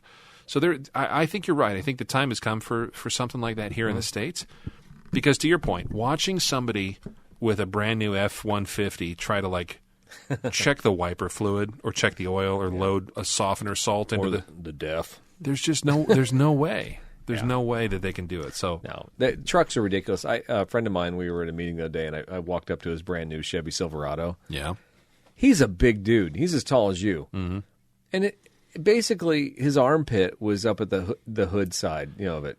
You can't work on these things, or even no. The rims are gigantic, the tires gigantic. These things are like freight trains when you walk up to the front of them. They're as big as they have ever been. Yeah, when you look at pictures of '70s cars from like the mid '70s, you're like, how did people, every parking lot, every grocery store, every mom and dad were driving these things? This is ridiculous. That's how I feel when I'm at Menards on the weekends. And I'm one of them. Yeah. I'm one of them. But at the same time, your Tundra is not even that big of a truck compared to these newer domestics. It definitely feels like, I parked next to some stuff, and I'm like, this is a half-ton truck? Yeah. This is kind of ridiculous. Yeah. But at the same time, I don't... I've become so accustomed to it now that anytime I'm in something smaller, I'm like, I'm claustrophobic. I'm like, I don't really need to be driving a C5 Galaxy airplane. Like, I really don't, but I love it. God help me. So says you. I love it so much. All right. We could skip this Nissan article if you want. You want to go right to the... we'll talk about some environmental stuff. Let's talk about some DEF. All right. Or whatever this is. Yeah. So EPA is proposing deregulating greenhouse gas emissions from vehicles. And the question from this Getty article is, does it make sense? Actually, not Getty. It didn't say CENTS. Motor Trend. I thought it'd be like sense. Does it make sense? Like, money. Dollars. Sorry. Now, this is from Motor Trend. And Scott Evans is the writer there. The Environmental Protection Agency, or EPA, is officially proposing ending its regulation of greenhouse gases for new cars, trucks, SUVs, and commercial vehicles. Specifically, it proposed rescinding the landmark 2009 endangerment finding, which identified greenhouse gases as contributors to climate change, and therefore pollutants and a danger to human health and well-being under the Clean Air Act. The latter is the basis of all greenhouse gas regulations since.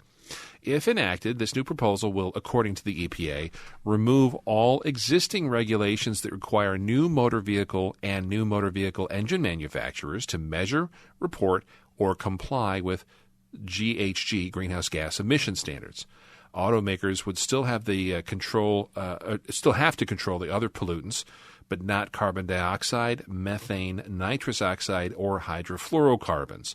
Those are all, by the way, anybody who lives in a state or part of the country that does those annual emissions tests for the vehicles, all familiar with that because that's what is printed out on all those test results when your car fails. The regulation also covers perfluorocarbons and sulfur hexafluoride, which are not found in vehicle exhaust. So there's a lot of other emission stuff there. But basically, this is a big deal. It's a huge deal. EPA is basically saying, that whole thing we've been doing for the last 15 years or whatever, it's fine. Don't worry about it. 15? I mean, it says 2009, but I feel like that stuff's been going on since the 70s when I was a kid. They just kept ratcheting it up, right? They have. And it's permeated. Here's the thing. It's not universally enforced in all parts of the country. No, we have nothing here downstate. You could drive around and do whatever you want. You could have your cats cut off and nobody would know. People do, and people, meanwhile, in California, if you're driving on the road and your car's, that's a little loud. You get pulled over, you get loud exhaust, you get a visual inspection. Mm-hmm. If any kind of modification of any emission control device on your car happens, including your exhaust, you get a nice set of tickets. You got to go before a judge. Or you have some states where it's an annual inspection. They check everything over, right? Exactly. And you certainly aren't going to slap new headers on every time you want to, avoid the inspection. No, I doubt it. So that's a big deal to actually just have them say, and I think we've talked before, it ebbs and flows with, the kind of the political climate at the time. Yeah, administrations. I mean, the 2030, mandate that they had for EV cars and stuff in some states and some countries, some of those countries are going to still attempt it. California, I don't think at this point is going to worry about it. They're going to do whatever they do. Here's the thing. I go both ways on this. Yeah. And this is my opinion. I'm sure Daryl has his opinion. I'll hear about it in just a second. I would love if we could bring cars in the United States like the Toyota 70 Series Land Cruiser, because that car has been maligned. One of the reasons we don't bring cars in with from other countries is because, especially Land Cruisers from South America and Saudi Arabia and Japan, because those are work trucks. Because their emissions, they're diesel. We can't have those in the United States. It'd be so awesome if somebody would have the stones at the federal government to be like, you know what, everything compete, head on. Why can't we have every car show up instead of having the chicken tax or have whatever these rules are? Right. But at the same time, if I watch a movie or a TV show from the 70s or 80s and they show Los Angeles or Houston, yeah, dude, when I grew up as a kid, it was gross. Yeah. I mean, and my mom tells me stories about Chicago. I'm like, Mom, why did we ever go to Lake Michigan as a kid? It's beautiful. She goes, it wasn't beautiful when you were a kid. Yeah. It was gross. It's true. And Chicago was gross. New York was gross. All these places were disgusting because the exhaust of all these cars driving around in the city never escaped. It just sat there. And Chicago, to be fair, even right now on a hot day, it's still rated one of the most polluted cities in the United States. And it gets disgusting. You can barely see the Big Willie when you're outside at 294, because it's thick and with a haze. You can't. It's very true. And I remember as a kid growing up in the Chicago suburbs when the Illinois Air Team thing was formed, and you had to bring your car in once a year, and they put the little sniffer in the tailpipe, run it on a dyno, and then you either passed or failed. You got a sticker for the year. Yeah. And if you didn't pass, you had to go to a licensed garage, spend X amount of money, and get it retested. And if you didn't do it, you couldn't renew the registration on the car. Yeah. So that was a big deal. I didn't realize how, and I think Metro East St. Louis area does it too. But those are the only two areas in Illinois that do it. Mm-hmm. And it's a lot. It's a lot. But also, it's done for a reason. It was done specifically to kind of counteract some of the damage that was being done. Dude. And so that's the thing. I agree with you, Eric. I'm 100% with you on that. As a gearhead, there's part of me that's like, yeah, screw it. Like just let people do the thing, let people drive whatever. And in my mind, what had happened as a kid in the Chicago area, they even kind of lightened it up once OBD2 cars came out, mm-hmm. which are you've got upstream and downstream O2 sensors. You've got a little bit better control about emissions control devices on the car, and they just ran better. They lightened it up to where I think it was like every other year, and they basically just plugged into your OBD2 port and said, are there any check engine lights on? Everything running? Cool, great, out of here. Mm-hmm. It's not as bad as it used to be, but it still does have the effect of, and California's the same way. That's why you see people running older cars and trying to put antique plates on daily drivers because they don't have to abide by some of this stuff up to a certain point. It punishes people who have older stuff that isn't in good order. Yeah. And if you have something that's, you're a family member, you're driving a 97 Ford Expedition with 5 kids and you're trying to make ends meet and this thing's a POS, yeah. but it's all you can afford and you got to go to work with it, yeah. You're kind of stuck. What are you going to do? $4,000 worth of, put new cats on a car? Right. What do cats cost nowadays? They're still crazy expensive. I can't even imagine. But, I mean, on a domestic car like that, they might, still be $800 a piece, right? Yeah. Yeah. So you in my mind, some of the emission control stuff and pollution control stuff, yes, it helps the environment. Yes, it helps protect us for future generations. Yes, it's the right thing to do as an environmentally conscious nation. Mm-hmm. But the downside effect is you're punishing folks who can't afford nice running stuff to be mobile. I mean, anything like that's regressive. It is. Vehicle registration, gas prices, all that stuff's regressive. And so you always are punishing the people who can least afford it right. when you do any kind of mandate like this.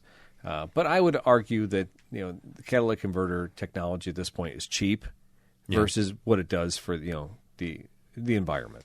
Yeah. So now, how deep do we have to go into it as far as what we have to do to people, what we have to do to automobiles, to mandate it. And to be fair, that guy with a 97 beater, it could probably age out at that point. Why test a 97? We know it's going to be, it's different standards, right? Yeah. And even California does have some. I forget what the cutoff is. Now, the Jay Leno law, I almost brought that up on this show. Yeah. God, yeah. That was like an opportunity missed in this article. So Jay was trying to set up a rule that you could, classic cars would bypass the EPA standards so they could be driven on the road normally. Right. Like, was it 25 years and older or something like that? Because I think even up until the 80s, cars in California, you still have to get them smogged, even if they're registered as an antique. But I think there's different tiers. And I'm not, forgive me, any of our California listeners might be able to weigh in.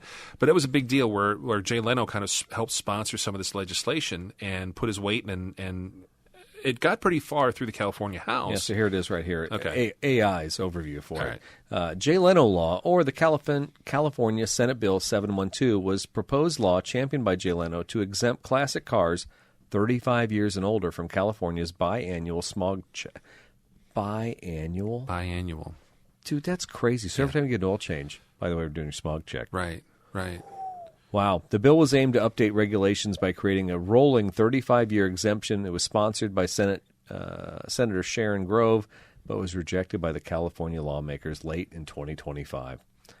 So I give Jay credit, and honestly, a 35-year-old car, how many 35-year-old cars are rolling around?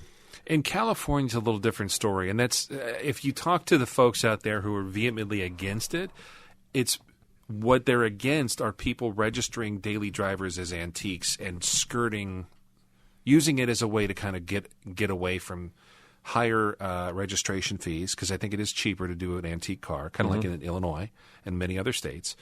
And also the kind of the getting around some of the smog stuff. And the reason for people doing it out there is because the cars don't rust. Yeah. So there are more on the road out there. So it is a bigger deal. What is the most popular car in 1990? In 1990? Ford Taurus. Yeah, good job. Is it? Yes, the Ford Taurus was the most popular and best-selling car in the U.S. in 1990, known as a dominant family car with a spacious interior and futuristic design. Wow. I don't know. And then soon later, the Camry would be destroying it. And then somebody put antique plates on it. You know, it is funny because when I had my 86 Cavalier, I had that for a long time. And that's the one that my mom and dad bought in 1988. And it's still in the family. And my mom and dad have that now. But in the year 2000, or no, when did that turn 25? In the year 2000. Thank you for that. Well, my math isn't that good. 1. So 2001, it turned 25. I hung antique plates on it. Yeah. And everywhere I went, that's not an antique. What are you going to antique? What are you just trying to cheap, not pay for expensive plates? Yeah. Dude, I got antique plates on the Tacoma. Anybody say anything to you? No, chainsaw truck. I'm like, I don't care. What do I care? It doesn't matter. Both of our Celicas, antique plates. Yeah. I got so much crap when I drove that. Yeah. And one guy actually came up to me while I was getting gas. You can't have those on there. I'm like, what? Are you kidding me? Yeah, he was like, that's not old enough to be an antique. I'm like, it's 25. That's what it is. And I'm like, yeah, but you're just doing that so you don't have to pay for like the registration. I'm like, I still paid for it. That's not right. Seriously? Yeah, he like scolded me. And I'm like, well, dude. How old was this guy? He was older. He was probably in his 60s. Screw that guy. He probably has an old vet in the garage and feels like was he wearing New Balance? No. Okay. No. But that's the thing, though. I mean, and the whole Leno's thing, and I've heard it from other states, too, where it's like people are circumventing that, the antique requirement, if you will, or they want to bump it from 25 to 30-some years old. You know, like, and even that one, originally it started as 25. Well, dude, all these cars, those cars from the 90s, like these Toyotas that I have that are all antiques, yeah, they're very reliable cars.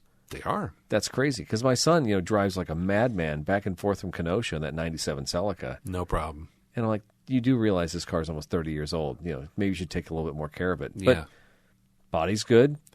I look underneath. I look at the things that people don't really care about. But I'm looking at the engine cradle. I'm looking at the control arms. I'm looking for rust and stuff. I'm looking for body mounts and all. You're just looking for the stuff that would give way because of corrosion or something like that. And it's in good shape. Yeah. And the engine did time belt on it a while back and did an antifreeze flush on it.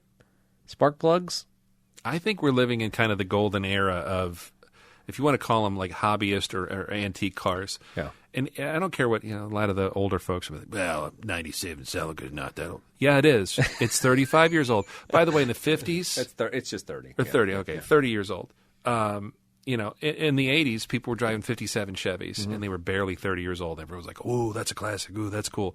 Exactly. Now nobody bats an eye. It goes back to our pre-show conversation about, 30 years. The music I listened to in the 80s, 30 years before that, doo-wop was the rage. Yeah. Yeah. Yeah, it's insane to think about that, but that's where we're at. Yeah. The difference is these things now, they can go the distance. They can. So I don't know, especially if you don't live in the Rust Belt. So interesting, cool stuff. I should have mentioned the Leno law because I did follow that. I actually saw that article and I thought about throwing it in there. So I'm glad we had a chance to talk about it. That's right. All right, we do have some local news here. It's not totally local, but it's about the company Rivian that's just down the road from us. If you don't know, Rivian has a giant factory here in Central Illinois. It's the electric truck maker that basically has kind of ruled the roost on like independent automobile manufacturing, I would say, in the United States. Besides Tesla, these guys are legit building vehicles from scratch. Anyway, Rivian to resume construction of a $5 billion Georgia EV factory in 2026.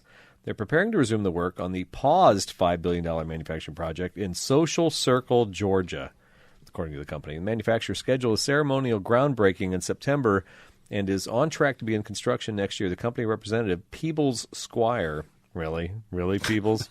Your parents hate you, says the startup will still use its originally selected contractor, Clayco, for the job. I'm telling you what, Social Circle, Georgia, Peebles Squire and Clayco. It doesn't get any more goofy than that. I don't know what's going on. Sorry, Rivian. I hate to besmirch your reputation with this. Anyway, Peebles. Yeah. The plan calls for a 16 million square foot manufacturing plant on an 1800 acre campus. It'll be built in two phases, each one adding a capacity of nearly 200,000 vehicles, Squire says. Governor Brian Kemp, Republican from Georgia, originally announced Rivian's build the plant in 2021, but in 2023, the company said it selected Chicago-based Clayco to build the facility along with Jacobs as engineer and Skidmore, Orwigs, and Merrill as design architects. But last year, shortly after Rivian revealed $5.4 billion loss over its prior fiscal year, the company said it would pause the project and produce an upcoming SUV at its existing plant in Normal, Illinois, just down the road from us, instead of its Georgia facility. A few months later, Rivian announced it would build a $1.5 billion expansion at its Illinois plant, which it's currently doing. I have some friends who are over at the Rivian factory right now. They said they built a tunnel underneath College, and it goes to another facility to the north of the factory, and that they're gearing up right now to do 3 vehicles at that Rivian line, is what I've heard. Yeah, and I just drove by there the other night, and the Amazon vans that are sitting out, all made. Remember how they said they were going to sell them to other vendors other than other buyers other than Amazon? So half the lot I noticed was all wrapped in the Amazon colors and everything, and then the other half is just plain white. Really? So I think they're ready to push those out. And I see the Rivian vans out quite a bit anymore. And when I'm out west, I think I told you this in the last episode. We were out in the middle of nowhere in Utah, and there was a Rivian van. I was like, that makes no sense. Like how? Yeah. In January, Rivian closed a loan agreement with the U.S. Department of Energy's loan program. Well, that could be in danger. God knows what's going on with that. For $6.6 billion in support of the Georgia project. Well, maybe that governor will help them out down there. On top of an incentive package from Georgia worth $1.5 billion. Under the term of the Economic Development Agreement with the state, Rivian must invest at least $5 billion and create 7,500 full-time jobs by the end of 2030. Last month, Rivian also announced it would open the East Coast headquarters office in Atlanta. In addition, the manufacturing campus is 40 miles east of the city, and that office is scheduled to open this year with an expansion to follow. Rivian's Georgia manufacturing plant is set to begin production in 2028, Squire said. I still say that they can't sell as many cars as they build. So they have money to burn. This has all been investor money. This is big money, investor money. So they can't sit on the money. They can't say, hey, we've stockpiled $20 billion as a nest egg in case we have troubles, because that's not what investors want to see. They want to see factories being built. They want to see capacity being added. So they're going to build this factory. Whether or not Rivian's there in 5 years putting out cars, that's the question, right? Yeah, I still think they're in it for the long haul. At least I hope. But at the same time, I want to see more stuff in the market. I want to see more stuff on the streets. We see a lot here just because we're so close to it. Yeah, we do. I see Rivian every day. But other people, when they come to town or something, like, oh, I haven't seen. They look at Rivian here, like when we go somewhere and we see like a Waymo taxi, like, oh, that's neat. Yeah, I've read about those. Totally. Like we don't what about it?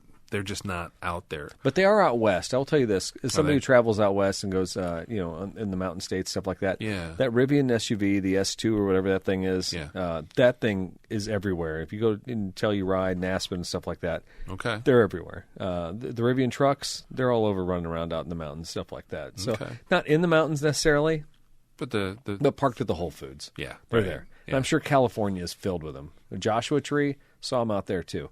So they're definitely a niche vehicle. They're definitely. I think that the Central Illinois set, for the amount of people that have them around here, is actually kind of shocking because they're pricey. They're spending $80,000 for the truck. Yeah. And that's probably the low end truck. I think you can spend $100,000, right? Yeah, and even used, they're still holding their value pretty well. Let's find out what I can buy a Rivian for.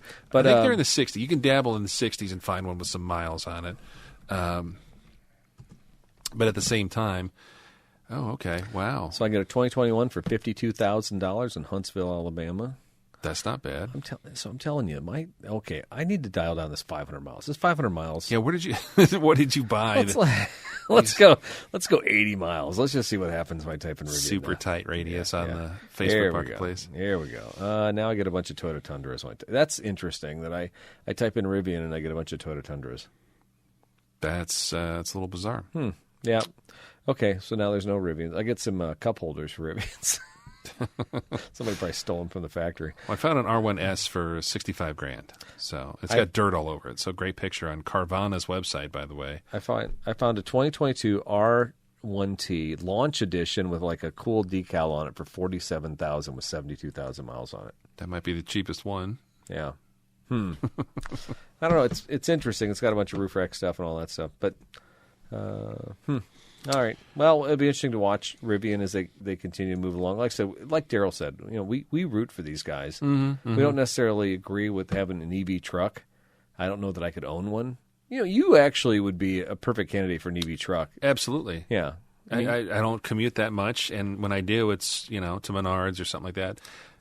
I think the biggest thing though is that Tundra you have. It could be a 20-year truck. Right.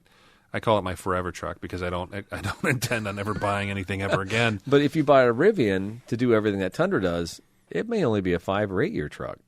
That's the thing. I think I would need I need to devote a lot more of my, disposable income to something like that. Yeah. And I just don't want to do that. Yeah. If I was somebody who was going to, lease something, and maybe that's future state. I don't know. Yeah. And we've talked about that too. It's like, hey, it would be kind of cool to have something like that. How much money would you have to balance? Because think about it. If you're going to pay, imagine if you were to buy the 2 trucks side by side brand new back in the day. That Tundra was probably $45,000 brand new, which was tall money at the time. Right. But the Rivian, $80,000.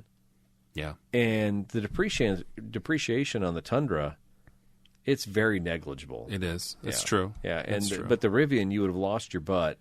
And you're right. You would have been casting dollar bills into the air.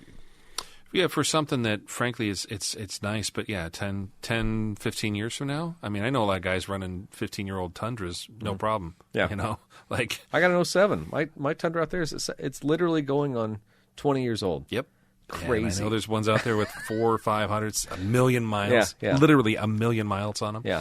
I don't know. We'll see. We'll see what the future holds for Rivian. I do wish them well. All right. Well, Daryl and I still send pictures of cars back and forth to each other. Every once in a while, I'll be like, hey, look at this thing. and Jake gets in there, and I know you and Gabe are probably always talking about cars. I know Gabe, he's got a problem. That's fine. It's a hobby. Is it a problem? It's an interest. Oh, got it.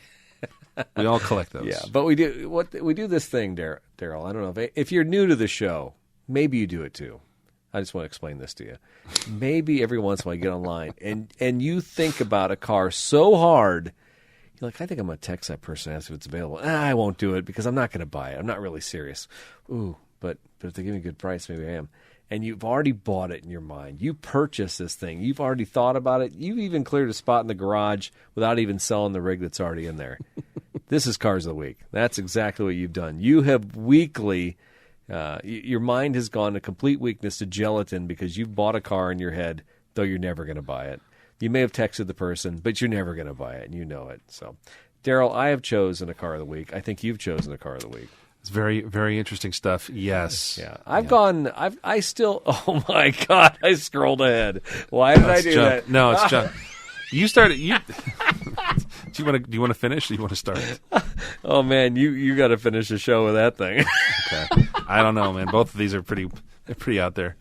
They're not our usual fare, but they're also our usual fare. I don't know, dude. No, you've gone off the reservation, as they say. The Wells Fargo wagon's like coming round the anyway. So, all right. Well, I stuck with my wheelhouse, as some people say that are listeners of the show. That maybe I'm a shill for Toyota. I found a 1999 Toyota Camroad motorhome. It's a 4-wheel drive.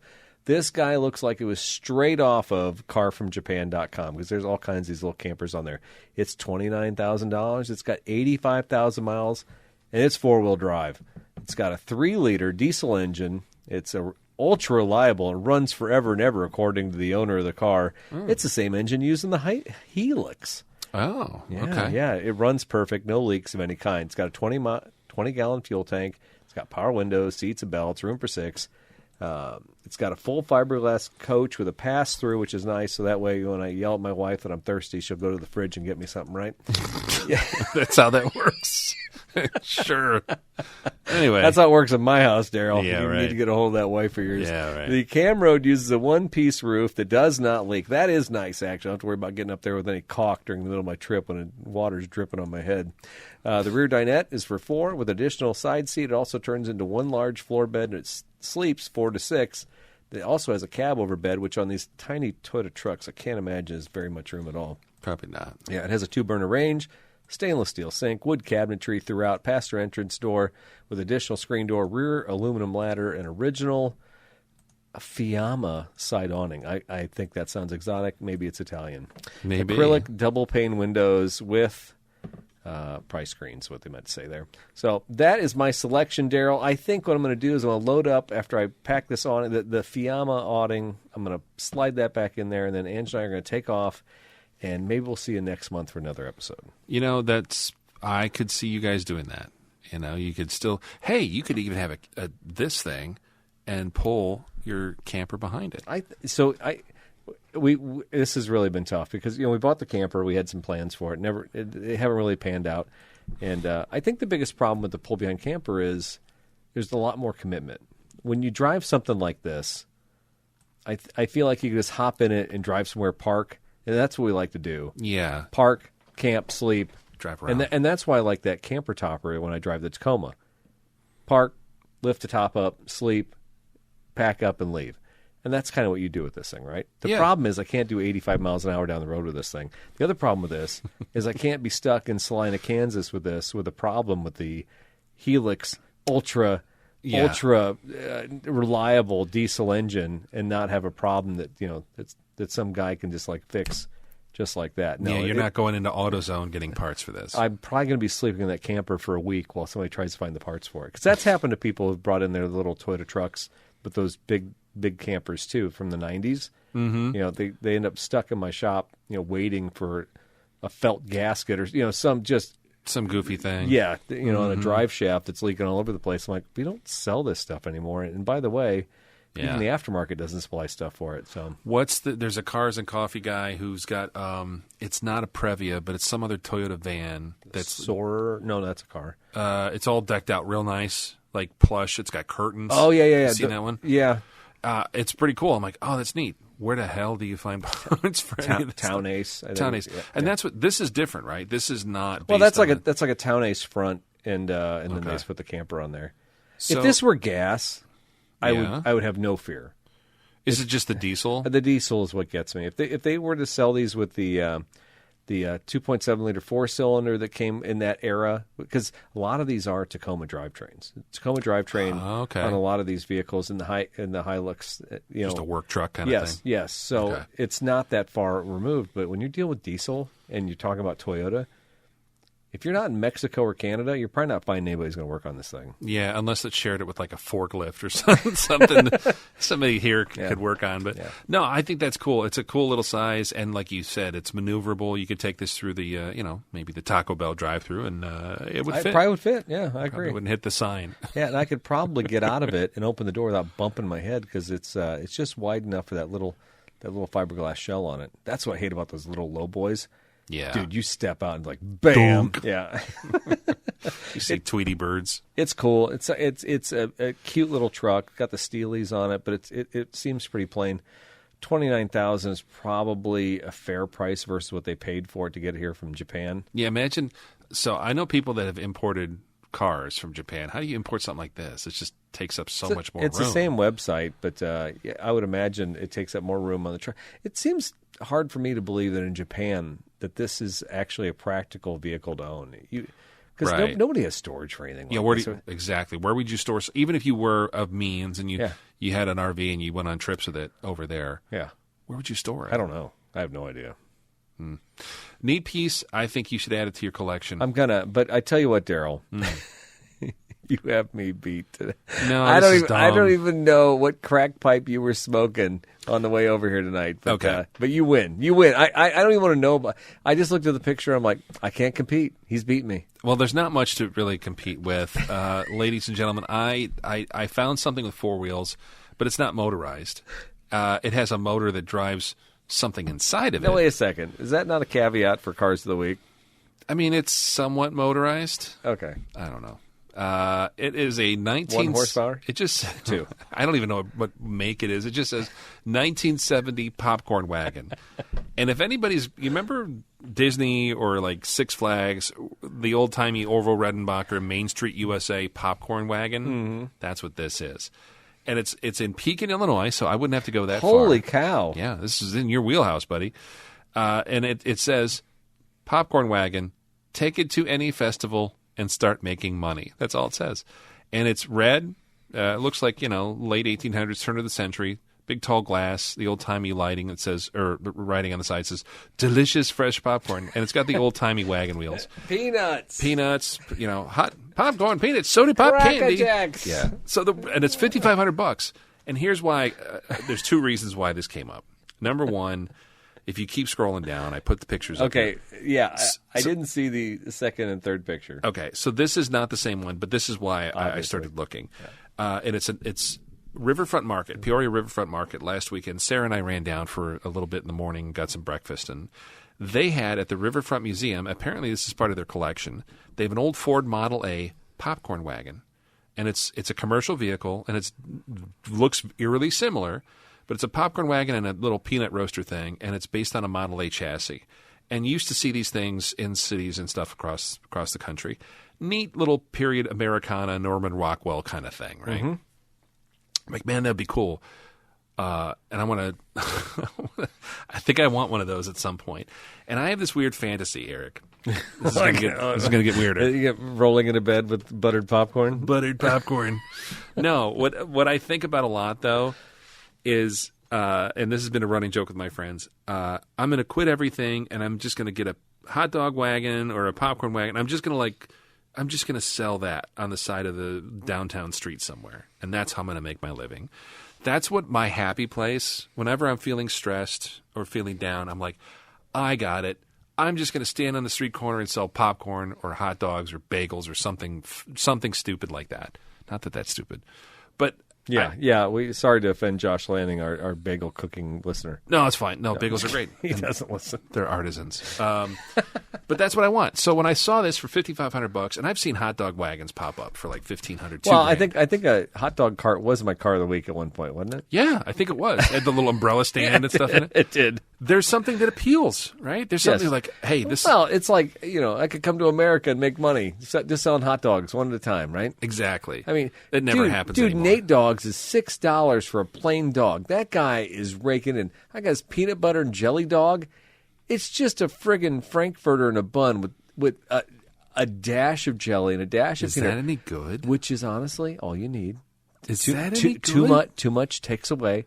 But it's $7 for that thing.